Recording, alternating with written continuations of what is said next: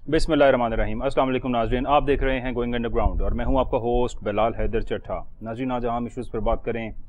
सदर पाकिस्तान का बड़ा एक हॉट इशू कल क्रिएट हुआ जब उन्होंने एडवाइस की और बताया कि आम इंतखाबात होने चाहिए हैं। उसके बाद एक बहस छिड़ गई हर तरफ और वो तमाम लोग जो इस हक़ में नहीं है कि मुल्क में इंतखाबात हों, उन्होंने कहा कि मुल्क में इंतखाबात नहीं होने चाहिए। ये सवाबदीद है इलेक्शन कमीशन ऑफ पाकिस्तान की। लेकिन क्या सदर पाकिस्तान यहाँ पे एडवाइस करें कोई बात या कुछ कहने बैठे? वैसे तो हमें नज़र आता है कि प्रेसिडेंशियल पावर्स क्या हैं हमारे मुल्क के अंदर। एक बड़े पावरलेस से प्रेसिडेंट हमारे मुल्क में हमेशा रहे, क्योंकि यहाँ पे जो हमारा सिस्टम है उसमें एक्चुअली होना तो ऐसे नहीं चाहिए, लेकिन इन रियलिटी जो भी प्रेसिडेंट साहब ने डेट दी है उस डेट को किसी खातिर ख्वाह तरफ लाया नहीं जा रहा कि उस पर कोई अमल दरामद हो सके। और इलेक्शन कमीशन ने तो साफ रिफ्यूज़ कर दिया है। इलेक्शन कमीशन के अलावा तमाम सूबों की जो हुकूमतें हैं, निगरान हुकूमतें, उन्होंने भी मुस्तरद कर दिया है कि आम इंतखाबात तब ही होंगे जब इलेक्शन कमीशन ऑफ पाकिस्तान चाहेगा। और इलेक्शन कमीशन ऑफ पाकिस्तान के मुताबिक जब तक हल्का बंदियों का मामला हल नहीं होता तब तक इस मुल्क के अंदर इंतखाबात नहीं हो सकते हैं। हल्का बंदियों के मामले के लिए 16 दिसंबर की डेट दी गई है इलेक्शन कमीशन ऑफ पाकिस्तान की जानिब से। कल बिलावल साहब बड़े नाराज़ नज़र आए और उन्होंने कहा कि एक पार्टी है जो बार बार बता रही है कि इस मुल्क में इंतखाबात कब होंगे, और वो पार्टी है पाकिस्तान मुस्लिम लीग नून। चूँकि राना सनाउल्लाह साहब उन्होंने बताया कि आम इंतखाबात फरवरी में होंगे। आज chief justice of Pakistan Umar Ata Bandial साहब की बात करें तो 2 दिन रह गए हैं बंदयाल साहब के जाने में, नए चीफ जस्टिस ऑफ पाकिस्तान के आने में। काजी फायजीसा साहब अगले चीफ जस्टिस ऑफ पाकिस्तान होंगे, लेकिन बंदयाल साहब ने आज जो बात की उन्होंने कहा है कि इस मुल्क के अंदर जो आम इंतखाबात का मामला है वो आइन के मुताबिक होना चाहिए है। जाहिर है बंदयाल साहब अपने पूरे टेन्योर में एक ही बात बार बार रिपीट करते रहे कि इस मुल्क में आइन के मुताबिक काम होने चाहिए हैं, लेकिन कुछ भी आइन के मुताबिक होता नज़र नहीं आ रहा। वो 14 मई को इंतखाबात की बात हो या कोई भी फैसला हो, यहाँ पर जिन्होंने नहीं मानना वो नहीं मान रहे और इस मुल्क में आम इंतखाबात होते बज़ाहिर नज़र नहीं आ रहे।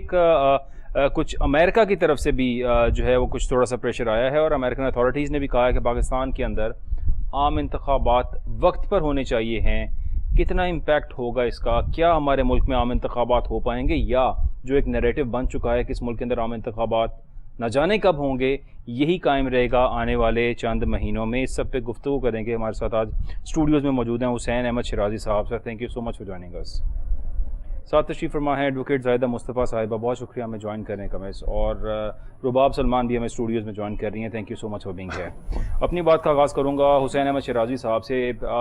शिराजी साहब, इस मुल्क के अंदर जो कुछ होता है, जो कुछ होता आ रहा है, और specially in the past few months जब से चीफ जस्टिस ऑफ पाकिस्तान ने रात 12 बजे अदालत खोली और एक 13 जमातों का गुलदस्ता इस मुल्क पर बरसर इक़्तिदार आया, बड़े झूठे वादे किए, दावे किए उन्होंने अवाम से और अवाम को बेवकूफ़ बनाया। कहा कि हम आपके लिए महंगाई में कमी करने के लिए आए हैं और तमाम पेट्रोल प्राइसेस और एक एक चीज़ों की कैलकुलेशंस करके बताते थे, कहते थे कि हम तजर्बाकार लोग हैं, हम आपको रिलीफ देने के लिए आए हैं। यहाँ पे महंगाई मुकाओ मार्च किया करती थी वो जमातें। उन्होंने 16 माह के अंदर इस मुल्क की इकॉनमी का, गरीब का, मिडिल क्लास का बेड़ा गर्क कर दिया। और उसके बाद आज अपने मुल्क जा बैठे हैं लंदन में, क्योंकि जिस तरह से 1947 से कबल भी इस सरजमीन के ऊपर हुकूमत करने के लिए लंदन से लोग आया करते थे, आज भी इस मुल्क पे हुकूमत करने के लिए लंदन से ही लोग तशरीफ़ लाएंगे और इस मुल्क पे सिर्फ हुकूमत के लिए लंदन से आएंगे। यहाँ पे आज भी वही चल रहा है जो बड़े सगीर के अंदर चलता था। हुसैन अहमद शिराजी साहब, क्या हमारी जान, अवाम की जान इस बात से छूट पाएगी? सर शुक्रिया बिलाल हैदर चट्ठा साहब, आपने बड़े सगीर की बात की। गुजारिश ये है कि इस बड़े सगीर में भारत भी तो शामिल था ना। उन्होंने तो जो G20 वाले हैं उनको ना सिर्फ अपने मुल्क में सबको इकट्ठा किया, बल्कि जूते उतरवा के और ज़ाफ़रानी पटके पहना के उन सबको नंगे पाँव वो गांधी की समाधि पे भी ले गए। बिल्कुल, जो लोग हमें फोन नहीं करते और जिनके फोन का हम इंतजार करते हैं। तो चुनाचे ये गालिबन बड़े सगीर के लोगों के साथ तो ऐसा सबके साथ तो ऐसा नहीं हो रहा। जो रह गई सगीर का ये हमारे खाते में ये बदकिस्मती जो है ये अभी तक जारी है। और लेकिन उसकी वजह ये है कि पिछले 75 साल में वो जो भारतीय हैं उन्होंने बहुत काम किया है अपने मुल्क और अपने कौम के लिए।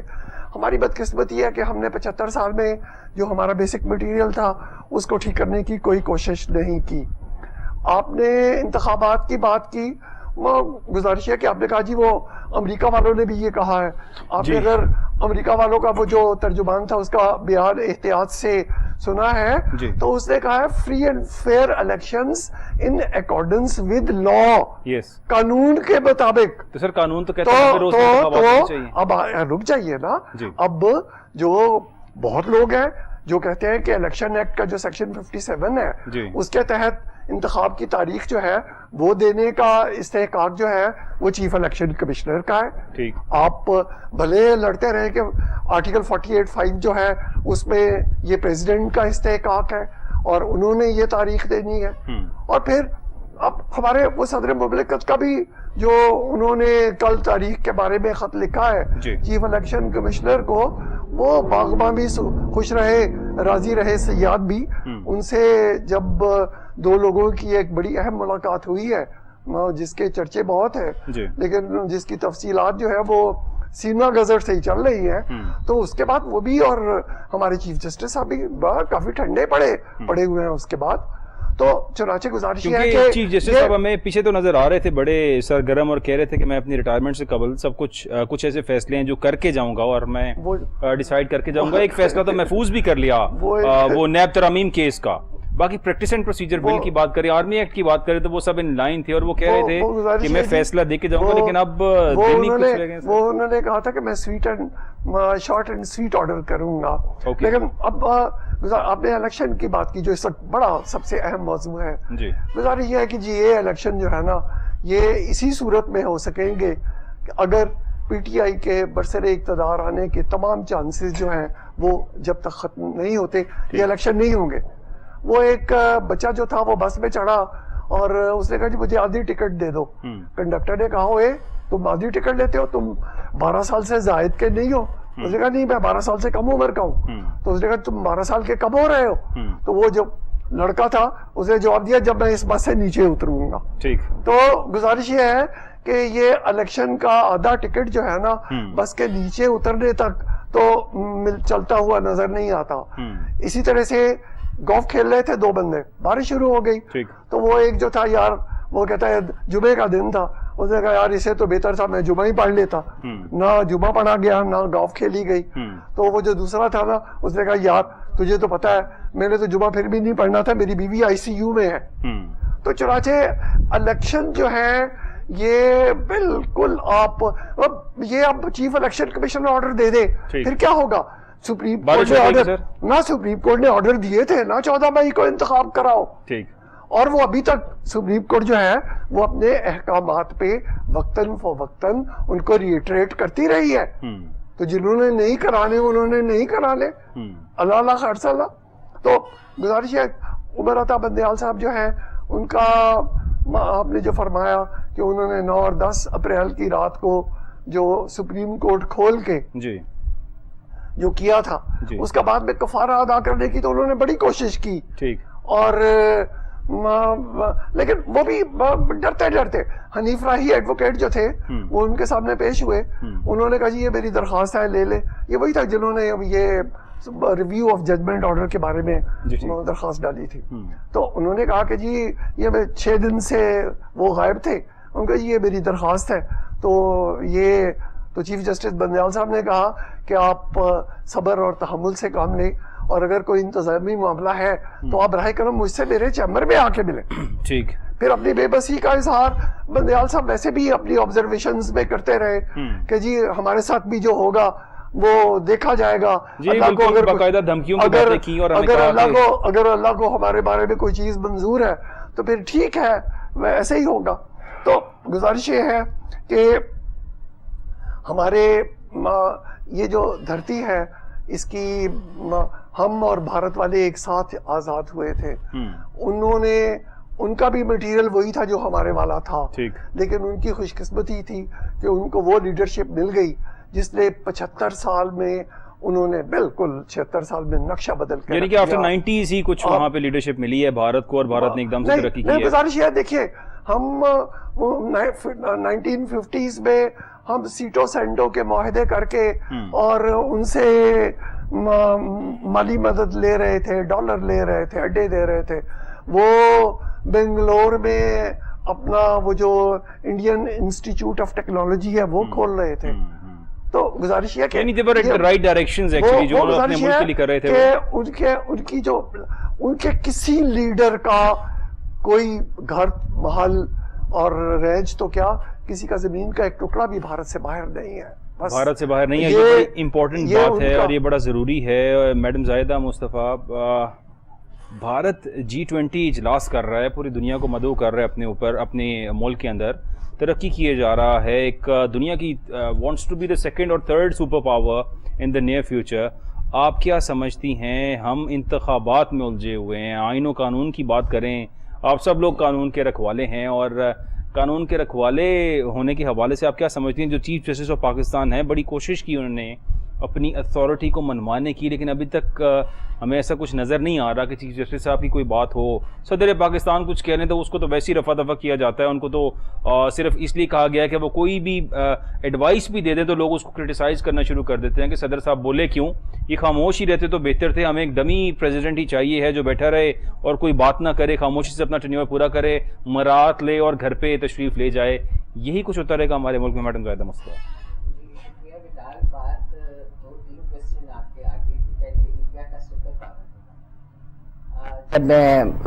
ہم ہیں مسلمان اور ہم ٹوٹے ہیں پاک و ہند سے, انڈو پاک سے نا, بصورت پاکستان.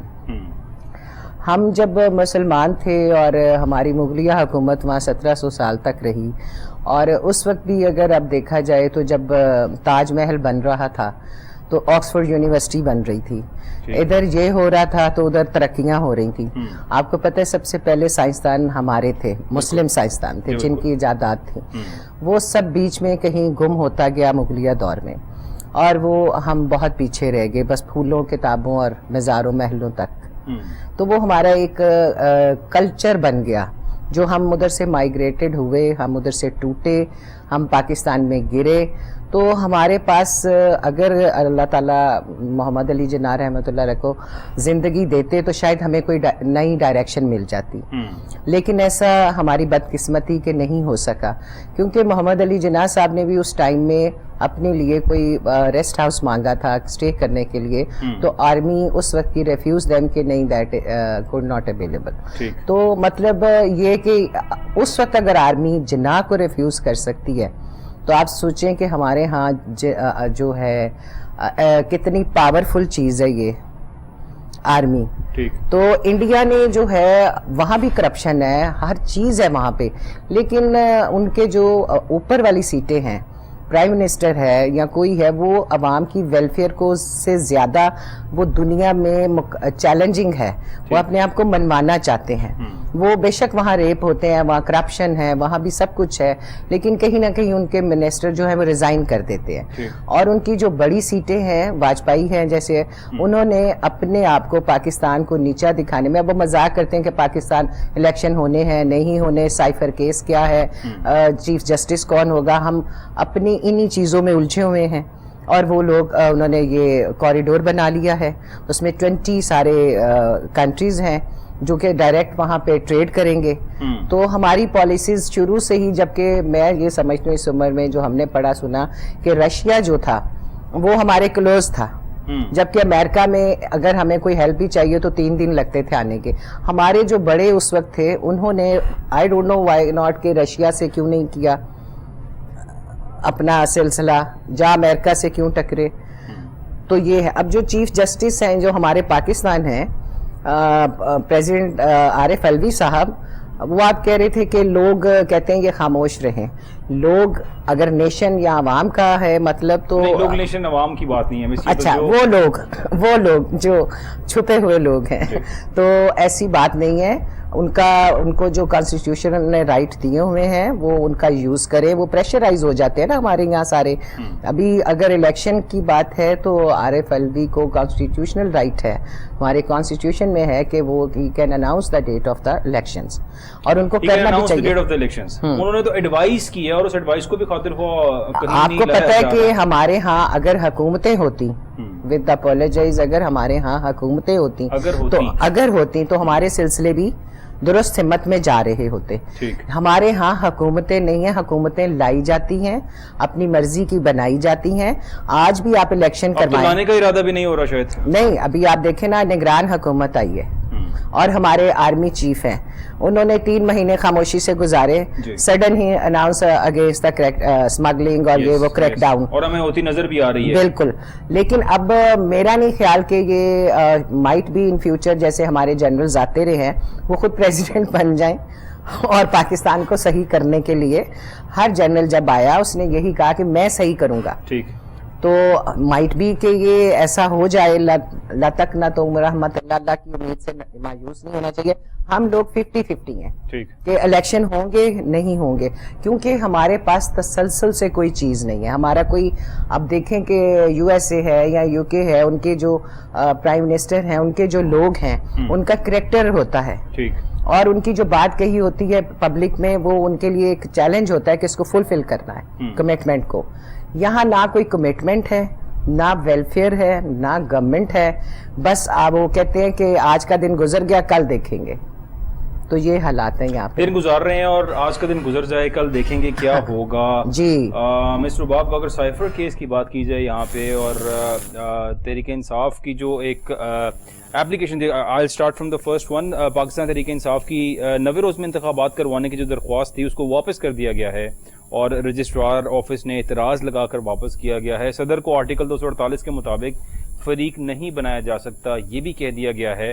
اور صدر صاحب جو کوشش کر رہے ہیں کسی بھی طرح سے عام انتخابات, دیکھیں عام انتخابات بہت ضروری ہیں ہمارے ملک کے اندر ہونے, کہ رائٹ ٹو ووٹ لوگوں کو ملنا چاہیے ہے. لوگ خود سے ووٹ دیں اور ووٹ دے کے سلیکٹ کریں, جس کو بھی سلیکٹ کریں اس کو اس ملک کے اندر حکومت کرنی چاہیے ہے. لیکن اب اس کرنٹ سرکمسٹانسز کے اندر ایسا لگ رہا ہے کہ الیکشنز نہیں ہو پائیں گے. پھر جو سب یہ سینیریو بن چکا ہے کہ صدر صاحب نے ایک ڈیٹ دے دی اور انہوں نے کہا کہ 90 روز کے اندر, آئین کے مطابق, کہ یہی صدر صاحب ہیں جنہوں نے اسمبلیوں کو ڈیزالو کیا تھا, یہی صدر صاحب ہیں جنہوں نے آج ایڈوائس دیا تو ان کی ایڈوائس کے اگینسٹ سب چیزیں سامنے آ رہی ہیں. الیکشن کمیشن آف پاکستان کے پاس کتنے اختیارات ہیں؟ کیا election commission of Pakistan according to the constitution election commission of Pakistan ان کی ایڈوائس کو ریجیکٹ کر سکتا ہے اور خود سے چاہے تو ڈیٹ دے نہ دے, 2 سال بھی تاریخ نہ دے تو we have to wait for that? Mister Bob. Thank you Zalal. In fact سب سے پہلے جو ہے کانسٹیٹیوشن جو ہے وہ ہمیں یہی کہتا ہے کہ جیسے ہی اسمبلی ڈیزالو ہوں گی تو اس کے 90 ڈیز کے ودن 90 ڈیز جو ہے الیکشنز ہوں گے, have to go for the election. ٹھیک. اور ڈیفینیٹلی کانسٹیٹیوشن ایک ایسا جو ہے وہ کسی آئین ہے کسی بھی ملک کا جس کو کوئی بھی لا سپرسیڈ نہیں کر سکتا. Same is the case with Pakistan, کہ اس کو اگر الیکشن ایکٹ ہے تو وہ اس کو سپرسیڈ نہیں کر سکتا. اس کے بھی 57(1) میں سب سے پہلے یہ کیا ہے, سبجیکٹ ٹو دا کانسٹیٹیوشن. ٹھیک. سیریس دین دا الیکشن ایکٹ. اس میں بھی یہ بات اسی لیے جو ہے ایمفسائز کی گئی ہے اور کہا گیا ہے کہ اس کو ڈیزولوشن کے بعد چونکہ اس نے فالو کرنا ہے اس ایکٹ کو, اس کانسٹیٹیوشن کو, اور پھر اپنا بتانا ہے. اس کو یہ بتایا گیا ہے کہ اس نے جو ہے آفیشیل گیزٹ میں جو ہے وہ ڈیٹ یا جو بھی اس کی ڈیٹس ہے ڈفرینٹ جو ہے پروونسز کی ڈفرینٹ ڈیٹس بھی ہو سکتی ہیں اکارڈنگ ٹو دا پرابلم. کوئی اگر چھوٹی موٹی ہے ڈیز میں کوئی ڈفرینس آ سکتا ہے تو وہ اس کو اناؤنس کر سکتا ہے. اور بڑی امپورٹنٹ بات یہ ہے کہ اگر ہم اس کو لا کو پڑھیں تو اس میں لکھا ہوا ہے کہ جب بھی assembly when the national assembly اور پروونشل اسمبلی, کیونکہ ہم آلریڈی اس بات سے چل رہے ہیں کہ جو ہے نیشنل اسمبلی یا کوئی بھی ایک پروونشل اسمبلی بھی ہوتی ہے تو ہم اس کو الیکشن کروا سکتے ہیں. ٹھیک ہے. تو ہم پاکستان, لیکن ریسنٹ ابھی جو ایگزامپل تھی, مطلب چیز جیسے جو پاکستان نے 14 مئی کی تاریخ بھی دی تھی اور پھر بھی الیکشنز نہیں ہو پائے, تو آئین کو الیکشن کمیشن نے سپرسیڈ تو کر ہی لیا وہاں پہ. وہ تو ہم بہت ساری چیزوں میں دیکھتے ہیں کہ ہم یہاں پر کوئی نو لا ہے, کسی چیز میں لا جو ہے وہ اس کو ابائڈ ہی نہیں کیا جا رہا. ٹھیک ہے. That is the scenario, but what law says that is different. Okay. اور اسی بات کو جو ہے وہ بندیال صاحب نے لاسٹ جو ان کا ڈنر ہوا ہے اس میں بھی انہوں نے یہ کہا ہے کہ ہم کانسٹیٹیوشن کو بار بار اپیکس کورٹ میں نہیں بلا سکتے. We have to go with that, اور ہمیں اسی کے اکارڈنگلی کرنا چاہیے. ڈیفینیٹلی اب جو ہمارے نئے جو ہے چیف جسٹس آ رہے ہیں, لیٹس سی کہ وہ اس بات کو کتنا جو ہے وہ لے کے چلتے ہیں اور وہ لا کے اکارڈنگلی چلتے ہیں یا کہ جو ہے وہ لا کے اگینسٹ چلتے ہیں. अपनी जो है वो पर्सनल जो है वो उनकी जो ग्रजेस हैं उनको सामने रखते हैं, या कि वो ये देखते हैं कि मुल्क के लिए क्या भला है और मुल्क को किस डायरेक्शन में लेके जाना चाहिए, और लॉ को ही सुपरमेसी देनी चाहिए रादर देन के किसी भी चीज़ को पर्सनली सेटल डाउन करने के लिए। लॉ को ही हमेशा इम्पोर्टेंस देनी चाहिए, और अगर इस मुल्क के अंदर आइन व कानून की बालादस्ती रहेगी तो ही मुल्क चलेगा। हुसैन अहमद शराजी साहब, आइन व कानून की बालादस्ती की बात तो हर शख्स करता है, और हर शख्स के मुंह में यही बात है कि आइन व कानून की बालादस्ती हम चाहते हैं, करना चाहते हैं, लेकिन होती नज़र नहीं आ रही है यहाँ पे। और अगले चीफ जस्टिस साहब भी आ रहे हैं, काजी फायद साहब और उमर साहब बंदयाल साहब, जो कह रहे थे कि मैं कुछ चीज़ें डिसाइड करके जाऊँगा अपने जाने से कबल। अब जाने में तो 2 दिन रह गए हैं सर, आपको लगता है कोई डिसीजन दे पाएंगे? जो फैसला महफूज किया है, क्या वो सुना भी पाएंगे या महफूज ही रह जाएगा फैसला? बिलाल हैदर चट्टा साहब ये वो पाकिस्तान के बारे में कहते हैं कि आप यहाँ जो बेहतरीन प्रेडिक्शन है वो सिर्फ इसी बारे में कर सकते हैं कि माजी में क्या हुआ था। ठीक, तो चनाचे यहाँ यानी माजी की भी हमें प्रेडिक्शन माजी की प्रेडिक्शन कर सकते हैं कि ये 1760 में क्या हुआ था, मुझसे पूछिए, मैं बता सकता हूँ आपको। ठीक, आइन और कानून की बालादस्ती, कौन सा आइन? सदर ज़ियाउल हक ने कहा कि आइन क्या है? चंद सफ़ों की किताब जिसे मैं जब भी फाड़ के फेंक सकता हूँ। ठीक, परवेज मुशर्रफ जिसने कहा कि आइन जो है उसको फाड़ के रद्दी की ठोकरी में फेंक देना चाहिए। आइन जिसे जस्टिस मुनीर ने कहा कि वो सक्सेसफुल रेवोल्यूशन जब आता है तो वो अपनी वैलिडिटी खुद अपने साथ लेकर आता है। हमारी बदकिस्मती है, जस्टिस मुनीर ने अपना फैसला, वो कैल्सन, हैंस कैल्सन था उसका नाम, ठीक है, उसके एक फिलोसोफर, उसकी जो थ्योरी थी उसकी बुनियाद पे दिया था। मुनीर का फैसला आ गया तो हैंस कैल्सन अभी जिंदा था, उसने कहा ये गलत कहता है, मैंने ये नहीं कहा, मैंने तो ये बात इस तरह से नहीं कही। तो ये तो हमारे हालात है। ठीक, हमारा आइन जो है ना, बेसिकली मैं तो समझता हूँ उसके 6 अल्फाज में होना चाहिए, जिसकी लाठी उसकी भैंस, अल्लाह अल्लाह खैर। अब ये जो हमारे आज के हालात हैं, ये बड़ा जरूरी है इनको किसी तारीखी पस मंजर में समझना। ये जो कुछ आज हो रहा है, मैं आपको यकीन दिलाता हूँ कि इसका आज से 20 साल बाद, 10 साल बाद, 5 साल बाद किसी को शायद पता भी ना हो कि ये जो कौम थी ये क्या कर रही थी, जो कुछ कर रही है कौम, वही मैं अर्ज करने लगा हूँ। जी, सल्तनत रोमा के जो जवाल के दिन थे, वहाँ हर इतवार के दिन शेर की और गुलाम की एक लड़ाई होती थी। और सारी कौम देखने और वहाँ पे जुमेरात जुमा हफ्ता ये बहस होती थी कि इतवार की लड़ाई कैसी होगी। ठीक, इतवार के दिन लड़ाई होती थी, फिर सोमवार मंगल बुध ये बहस होती थी कि ये लड़ाई कैसी रही, और जुमेरात को फिर अगली लड़ाई पे बात शुरू हो जाती थी। शेर और के गुलाम की लड़ाई में कोई जीते इससे क्या फर्क पड़ेगा। हलाकू ने जब बगदाद पे फतह हासिल की, मुसलमानों की तबाही का एक बहुत बहुत बड़ा एक लैंडमार्क वो दिन था। तो जो हमारे मुसलमान थे वो कल शहर की आबादी कहाँ है, वो 2 पार्टियां मुनाजरा कर रही थी बिल्कुल कि कव्वा हलाल है या हराम है, और जो मिसवाक है उसकी लंबाई बालिश्त बराबर होनी चाहिए या उससे कम होनी चाहिए। यानी आज भी कौम इसी तरह की गुफ्तगू और इसी बहस में क्या वो सुल्तान मोहम्मद बिन फातेह उसने जब कुस्तुनतुनिया फतह किया जी, तो आया सूफिया जो उनका सबसे बड़ा गिरजा है, वहाँ जो ईसाई पार्टियां थी, मुबल्लिगी पादरी, वो 2 पार्टियां ये बहस कर रही थी कि हजरत ईसा ने मसलूब होने से पहले खमीरी रोटी खाई थी या पतीली रोटी खाई थी। और ये किस्सा आज तक अभी तक चल रहा है। रोहिदाद खान जो है वो एक यानी कि आपको कौम में अभी भी इस पाकिस्तानी अवाम के अंदर एक कौमियत नजर नहीं आ रही किसी भी तरह से, सेंस ऑफ डायरेक्शन नहीं है सर। हु इज गोइंग वो कौन डायरेक्शन देगा? ये भी सुन लीजिए, रोहिदाद खान साहब ने अपनी किताब में लिखा है, आर्मी चीफ ने 10 पॉइंट एजेंडा दिया है, he has started working on that, crackdown शुरू कर दिया है तमाम करप्ट अनासिर का, जितने करप्ट ब्यूरोक्रेट्स हैं, करप्ट सियासतदान हैं, जितने करप्ट माफियाज हैं, उनका क्रैकडाउन शुरू हो गया है। और क्या करें? वो अब आप उस तरफ लेके जा रहे हैं जिसके बारे में वो एक शेर है कि जिन्हें हम कह नहीं सकते, जिन्हें तुम सुन नहीं सकते, वही बातें हैं कहने की, वही बातें हैं सुनने की, میں نے پاکستان لیکن کچھ بہتری تو نظر آ رہی ہے سر مارکیٹ کے اندر. کرنسی مارکیٹ کو دیکھیں 340 پہ اوپن مارکیٹ میں ڈالر تھا. یہ بھی بڑا ریلیونٹ ہے جی. پاکستان کے افسروں کی ایک جو سب سے بڑی تربیت گاہ ہے نا وہ لاہور میں ہے. پہلے اس کو پاکستان ایڈمنسٹریٹو سٹاف کالج کہتے تھے. ٹھیک. میں بھی 94 میں وہاں گیا تھا ٹریننگ لینے کے لیے.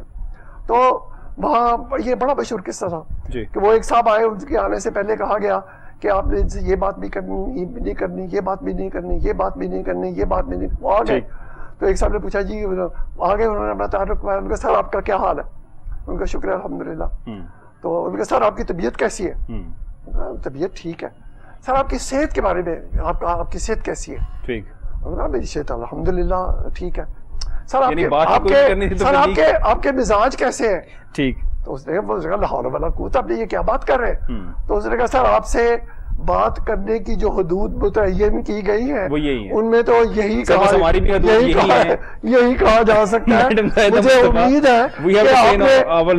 ہے کہ آپ نے جو سوال پوچھا تھا وہ آپ کو جواب مل گیا ہوگا. بس ہم بھی حدود میں رہیں گے سر, لیکن یہ ہے کہ آئی کین سی کہ جو 10 پوائنٹ ایجنڈا دیا گیا تھا اس میں سے کچھ نہ کچھ کام تو ہوتا نظر آ رہا ہے کہ ڈالر اوپن مارکیٹ میں 340 پہ تھا, 300 سے نیچے آ چکا ہے انٹر بینک میں بھی, اور آج 298 کی پرائس کے اوپر آ چکا ہے انٹر بینک میں, اور اوپن مارکیٹ میں it is less than that.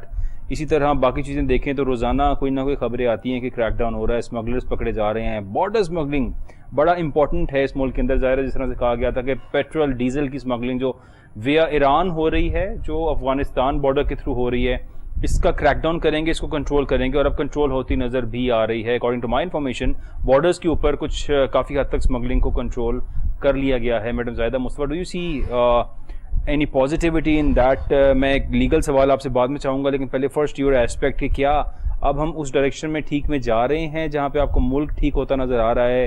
پی آئی اے ایک بہت بڑا برڈن بنا ہوا ہے حکومت پاکستان پہ, آپ کے میرے ٹیکس کے پیسوں سے ہر سال اس کو سبسڈی دینی پڑتی ہے اربوں روپے کی. اس کو پرائیویٹائز کر دیا جائے تو ہم سب کی جان نہ چھوڑ جائے اس کو. اور اسی طرح ملک کے اندر باقی بھی جو تمام چیزیں تھیں, 10 پوائنٹ ایجنڈا جو دیا تھا آپ نے لازمی پڑھا ہوگا, آپ کو کیا وہ ایگزیکیوٹ ہوتا نظر آ رہا ہے؟ جی بلال, جو ہمارے آرمی چیف ہیں انہوں نے جو 10 نکات ایجنڈا دیا اس میں سے بڑی انہوں نے اس پہ ورک آؤٹ کیا, لیکن بڑی خاموشی سے کیا. جب سے وہ آئے ہیں ان کا کوئی بیان, کوئی سٹیٹمنٹ کچھ ایسا نہیں, ماں سوائے اس کے کہ وہ پی ٹی آئی کو ڈیمالش کرنا نظر آ رہا تھا. ان کا ایک پہلو کہ جو وہ کر رہے ہیں ان کی ایکٹیویٹی میں یہ سب سے زیادہ تھا کہ وہ پی ٹی آئی کو ڈیمالش کرا, اور انہوں نے کسی حد تک کر بھی دیا. اب ان کے پاس کیا رپورٹ تھی پی ٹی آئی کی یا کیا ہے, ہم کچھ بھی نہیں باہر بیٹھ کے کہہ سکتے. اگر میں آپ تھوڑا سا آپ سے شیئر کر دوں, فوجی عدالتوں کے حوالے سے عمران خان صاحب کو چیئرمین پی ٹی آئی کو جب کل پیش کیا گیا, اور وہاں پہ 14 مقدمات تھے جس میں سے 10 میں ان کو گناہ گار قرار دے دیا گیا ہے, اور تمام جو لوگ تھے جن کو انہوں نے پکڑا ہوا تھا ان کی نشاندہی کے اوپر اور ان کے ثبوت فراہم کرنے کے اوپر ان کو 10 مقدمات کے اندر سزا. جی, ان کو جیسے سائفر کیس ہے اس میں ان کی بیل جو ہے وہ کینسل ہو گئی ہے, اور اسی طرح اب ہمارا یہ, میں آئی سلیوٹ ٹو آور انسٹیٹیوشن جیسے کہ سپریم کورٹ بار ہے, ہائی کورٹ بار ہے, کہ ان کے الیکشنز جب ہوتے ہیں تو دیر از نو وائس ریز ہو کہ جی یہ غلط ہوا ہے یا دھاندلی ہو گئی ہے. ابھی لاہور بار میں تھوڑا سا ایشو ہوا تھا, لیکن منیر بھٹی صاحب ہے انہوں نے ایکسیپٹ کر لیا کہ نہیں اٹس اوکے نا. تو یہ ایک اچھی ریت تھی. اگر یہاں پہ بھی یہ ہوتا تو یہی سلسلہ پڑنا تھا کہ جو بھی گورنمنٹ آتی ہے وہ کہتی ہے دھاندلی ہوئی ہے, دھاندلی ہوئی ہے. کوئی چیز مطلب کوئی ایکسیپٹ کرنے کو تیار نہیں کہ یہ فیئر الیکشن تھے. ہمیشہ ہی ہم نے یہ دیکھا ہے کوئی بھی ایسے الیکشنز نہیں گزرے جس پہ ایکسیپٹ کیا ہوا اپوزیشن نے. What is the reason, what is اب دیکھیں ہمارے ہمسائے ملک ہوتے ہی نہیں ہے. میں تو کہتی ہوں اگر خالی ڈبے بھی رکھ دیے جائیں نا تو آپ یقین کریں کہ وہ اپنے آپ سے باہر بھر کے آئیں گے. I have to take a short break here. میں دوبارہ واپس آؤں گا آپ کے پاس اسی بات سے کریں گے. ناظرین, I have to take a short break here. Stay with us. We'll be right back.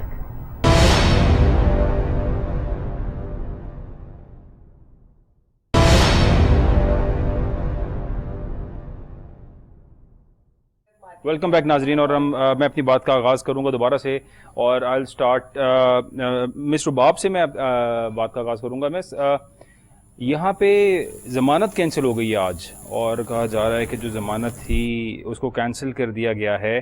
اگر کسی شخص کی ضمانت کینسل ہو جائے, ایک بندہ آلریڈی اریسٹڈ ہے, اس کے اوپر اگر مزید مقدمات بنے ہوئے ہیں, ان مقدمات کے اندر اس کو تحویل کے اندر ہی دوبارہ سے اریسٹ کیا جائے, یعنی اس کی دوبارہ گرفتاری ڈال لی جائے, تو کیا سزا جو ہے وہ کاؤنٹ ہوگی ان آل آف دا کیسز؟ جیسے کہ پہلے عمران خان صاحب کے اوپر جو ہے وہ پہلے کرپشن کا کیس تھا, اور پھر اس کے بعد سیم جن دن ان کو اس کے اوپر جو ہے کنیکشن ہوئی, تو سائفر کیس کے اوپر جو ہے ان کو کسٹڈی میں رکھ دیا گیا. ڈیفینیٹلی انفیکٹ یہ تب ہوتا ہے جب اگر آپ کا کوئی اس طرح کا کرمنل ہو کہ جس کے باہر جانے سے یا کچھ ایسے جانے سے آپ کو لگے کہ جی خدا نخواستہ کوئی جو ہے وہ پورا لا اینڈ آرڈر خراب ہو جائے گا, تو پھر اس طرح ہوتا ہے. آبویسلی اگر ہائی ٹریزن کے کیسز میں ایسا ہو جاتا ہے, لیکن اس کیس میں جو ہونا وہ خیر اس کی جو پاسٹ ٹریل چل رہی ہے اس کو ہم لوگوں کو بار بار ری ڈیفائن کرنا یا بار بار ایکسپلین کرنے کی ضرورت نہیں ہے. آبویسلی ہمیں پتہ ہے کہ بہت ساری چیزیں جو ہیں وہ یہاں پہ اکارڈنگ ٹو لا نہیں ہے, دیٹ از مین میڈ یا پولیٹیکل ریزنس کی وجہ سے ایسا ہو رہا ہے. تو اس میں بھی کچھ اسی طرح ہو رہا ہے, اور ان کو جو ہے وہ ایک کیس سے نکلے ہیں تو دوسرے کیس میں ان کو جو ہے وہ ٹریپ کر دیا ہے, یا آپ کہہ رہے ہیں کہ اس کیس کو آن کر دیا گیا ہے. آبویسلی جب یہ ختم ہوگا, کیونکہ آلریڈی 10 کیس جو ہیں وہ ان کے اوپر چارج آلریڈی ہو چکا ہوا ہے, تو یہ ایک سے وہ جو ان کی سزا ہے جو اس کیس میں انہوں نے کاٹی ہے وہ اسی کیس سے ریلیٹڈ ہے, اسی کیس سے ریلیٹڈ ہے, یعنی باقی کیسز کے اندر وہ سزا کاؤنٹ نہیں ہوگی ڈیفینیٹلی, کیونکہ ہر ایک کی جو ہے وہ سزا کی مدت ہر چیز جو ہے وہ ڈفرینٹ, یعنی لمبے ہی اندر بیٹھیں گے ابھی چیئرمین پی ٹی آئی حسین. ہم لوگ کو پتہ ہے کہ یہ نہیں چاہ رہے اب جو بھی آپ کہہ لیں کہ جو ہے وہ یہ الیکشنز جو ہیں وہ ان کے اندر پی ٹی آئی آئے اور کسی بھی طرح کی رہائی ہو, یہ نہیں چاہ رہے ہیں وہ. خاص طور پہ حسین احمد شرازی صاحب, کابینہ نے 17 افراد کے نام ای سی ایل میں ڈالنے کی سفارش دے دی ہے. اب لوگوں کے نام ای سی ایل میں ڈالے جا رہے ہیں, کرپٹ عناصر کا کریک ڈاؤن ہو رہا ہے, ملک رائٹ ڈائریکشن میں جاتا. ہم تو بتا رہے ہیں جا رہا ہے کہ نہیں جا رہا ہے, یہ تو اب وقت بتائے گا, لیکن جس طرح سے ڈالر نیچے آیا ہے, ڈالر کا نیچے آنا آج اسٹیٹ بینک مانیٹری پالیسی کا بھی تھا, اور شک تھا کچھ لوگوں کو کہ جس طرح سے کہیں پہ اس کی شرح سود کو بڑھا نہ دیا جائے, 22% پہ روک دیا گیا ہے. Is it a positive indicator, یا ڈو یو اسٹل تھنک کہ اس میں کچھ, کیونکہ آپ کا بڑا آپ ایکسپرٹ ہیں اور آپ نے ریونیو بورڈ کو بھی چیئر کیا ہے اور آپ سارے ٹیکسز کو, ٹیکس نیٹ کو, سارے سسٹم کو سمجھتے ہیں, ڈو یو تھنک یہ 22% پہ رہے گی اور حالات بہتر ہوں گے تو نیچے آئے گی, یا یہ مزید بڑھنے کا ہی امکان ہے آپ کو ابھی تک اس میں؟ ہاں بلال چٹھا صاحب, گزارش یہ ہے کہ یہ جو 22% ہے نا, یہ یہ میری بات سنیے نا, 22% جو ہے وہ بیسک پالیسی ریٹ ہے. جب آپ کسی بینک میں جاتے ہیں قرضہ لینے کے لیے تو آج عام طور پہ قرضہ 26% پلس پہ ملتا ہے آپ کو. 21.5% تو بینک والوں نے بورڈ لگایا ہوا ہے کہ آپ پیسے جمع کروائیں اور ہم سے یہ منافع کی شرح لے. ٹھیک ہے, تو 26% شرح سود کے ساتھ اس دنیا میں نہ کبھی کوئی کاروبار پھیلا پھولا ہے اور نہ کبھی پھیلے پھولے گا, سوال ہی نہیں پیدا ہوتا. یہ تو آلریڈی کمی ہوتی نظر آ رہی ہے اس میں سر, یہ جو مطلب کریک ڈاؤن شروع ہو گیا ہے, اور اگر یہ جو اسٹیٹ بینک میں کوئی 4-5 کروڑ ڈالر جمع بھی کرا دیے اس ٹائم ہماری ایکسچینج والوں نے, کہ جو بیسک پالیسی ریٹ ہے وہ انٹرنیشنل مانیٹری پالیسی والے جو ہے نا, ان کے مطابق اس کا تعلق ہماری جو مہنگائی کی شرح ہے اس کے ساتھ ہے, اور اگر ہماری مہنگائی کی شرح کم ہوگی تو یہ ریٹ نیچے آئے گا, اور مہنگائی کی شرح سوال ہی نہیں پیدا ہوتا. یہ ہم نے آلریڈی یہ جو بجلی کا بل ہے جو آئی ایم ایف کے ساتھ ہمارا سٹینڈ بائی ایگریمنٹ ہوا ہے, اس میں ہم نے لکھ کے دیا ہے ان کے ساتھ معاہدے میں کہ ہم ایک دفعہ ہر ماہ بجلی کا بل بڑھائیں گے, اور پھر ہر سہ ماہی میں ایک دفعہ بجلی کا بل بڑھائیں گے. یعنی پچھلے جولائی سے لے کے اگلے سال جون تک 16 دفعہ بجلی کا بل بڑھنا ہے, اور اگر 16 دفعہ بجلی کا بل اسی طرح سے بڑھتا رہا تو کون سا دکاندار اپنی دکان چلائے گا, کون سا فیکٹری والا اپنی فیکٹری چلائے گا.